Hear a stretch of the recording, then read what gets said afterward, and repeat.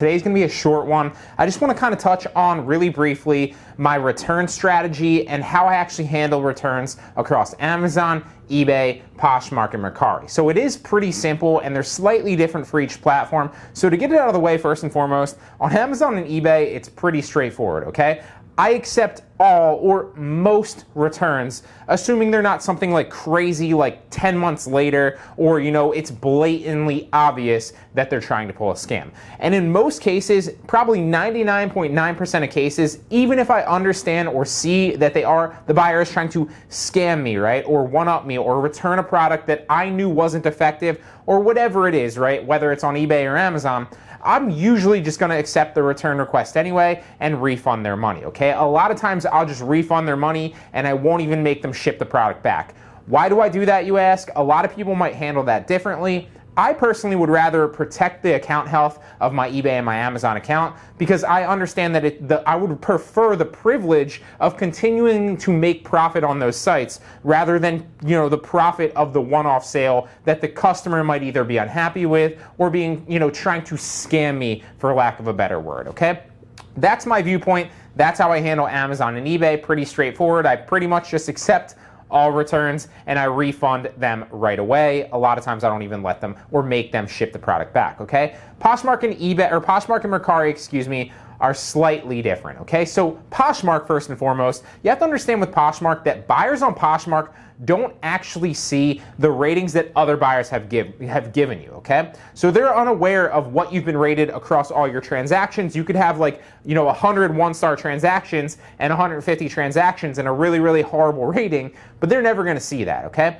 That said, the Poshmark internal team will see that, okay? So what I'm trying to say here is on Poshmark, you don't have to accept returns. I don't usually accept returns, and I rarely get return requests on Poshmark. There have been a few. The only time I would say to accept a return request on Poshmark is if you blatantly, miscategorized the item or you basically put in a wrong condition, right? So if you've described the item right, and you've used product pictures that actually are that item and not a replica of that item, or, for example, right, a perfect example of this that will kind of, lock it into, how you should approach it, right, is I see a lot of people trying to game the Poshmark system or game the eBay system or anything like that and list used shoes as new shoes that are just scuffed or something like that. In that case, and if a buyer were to ask for a return request, I would say you probably should do it because if you have too many of those, eventually it's going to lead to consequences on your account, whether that's Poshmark, Mercari,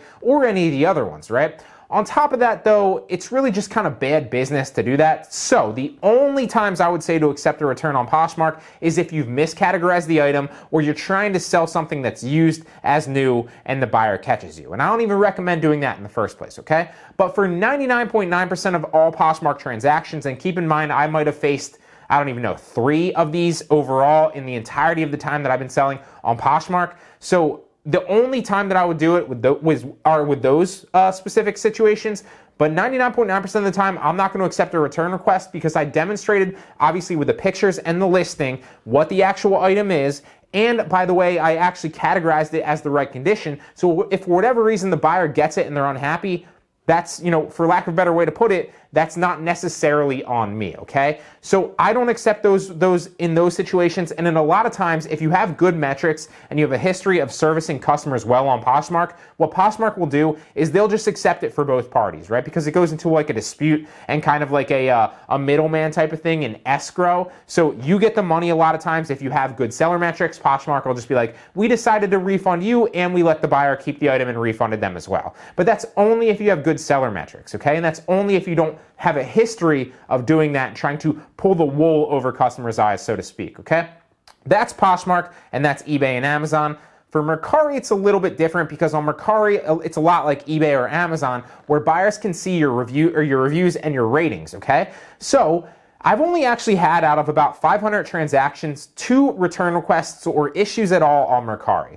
The first one was a buyer basically said that it wasn't delivered when it clearly was, and in that aspect, I literally just showed the Mercari team that, hey, here's the tracking number, it says it's been delivered, the buyer's claiming that I didn't deliver it to their house or that they never received the package, and Mercari obviously sided with me. Now, they basically released my funds, so I made the money on it, and I didn't ever have to deal with that buyer again. And on top of that, I believe that they refunded the buyer as well, a lot like Poshmark does, although that's their prerogative to decide whether or not they want to do that. Maybe the buyer has a history of doing that or not, but that's the only time that I basically didn't authorize a return request. The other time was one where the buyer got it and I actually had categorized the item correctly. I had taken the right product pictures, but the buyer got it and was unhappy with the actual item that they received, okay? So they basically said it wasn't as described, it was lighter and it was like a thinner material, and I literally had all the specs in there, the entire description in there, the product pictures in there, so it wasn't my fault. I didn't misrepresent the item in the listing, okay? But in that aspect, it's really up to you to decide what you want to do. I was more concerned with the long-term, basically reviews of my Mercari account, because now that I have a great 5-star rating, right, across like hundreds of reviews, buyers just buy from me now, with trust, okay? So it's really, really valuable to get that store rating up and kind of maintain that high rating. So in that aspect, I think that was a few months back when I didn't necessarily have as many reviews.